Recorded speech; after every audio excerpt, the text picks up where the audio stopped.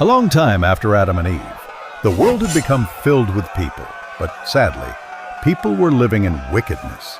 Violence, corruption, and sin filled the earth.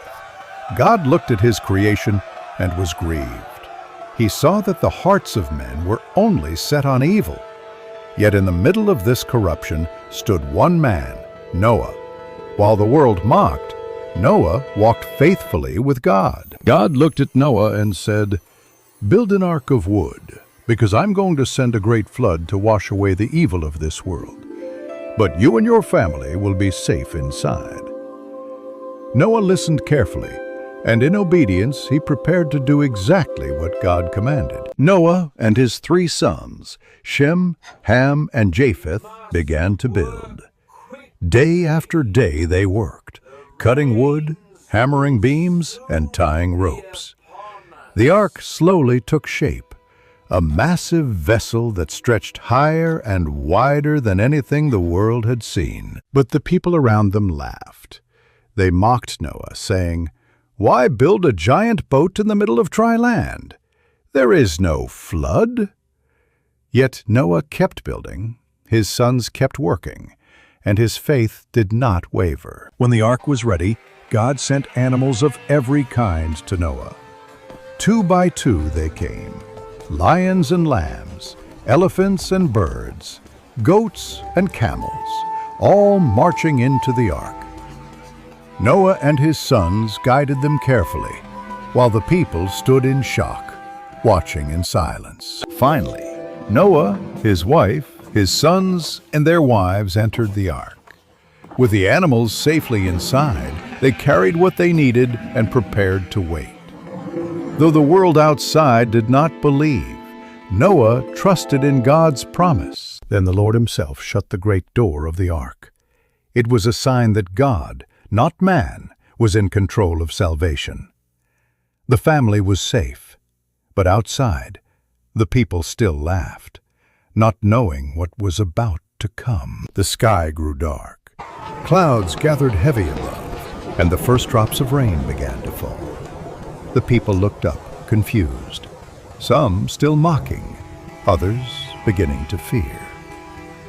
Inside the ark, Noah and his family sat quietly, waiting, while the animals rested around them. Then the heavens broke open. Torrents of rain poured down, rivers overflowed, and water rose quickly.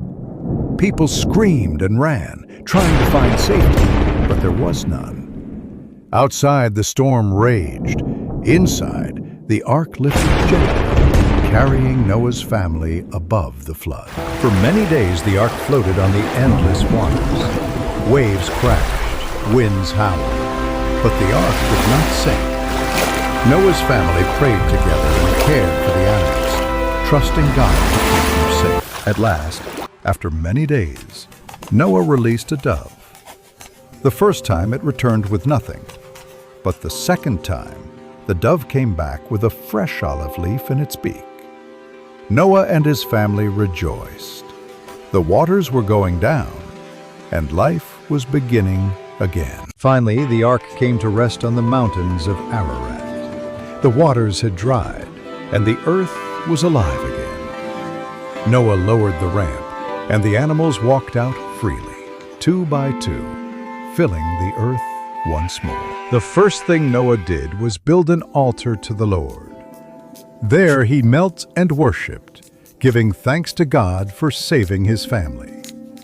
His heart overflowed with gratitude, and his faith was stronger than ever. Then God made a promise. He placed a rainbow in the sky as a covenant. Never again would he destroy the earth with a flood. Noah and his family stood in awe, gazing at the brilliant colors shining across the heavens, a reminder that God's promises never fail. Friend, Noah's story reminds us that obedience to God protects us, even when the world laughs. God always provides a way of salvation, and His promises are forever true.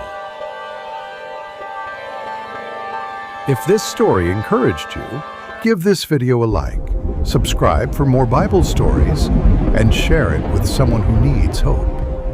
And join me in the next episode, The Tower of Babel, Pride versus God's Plan.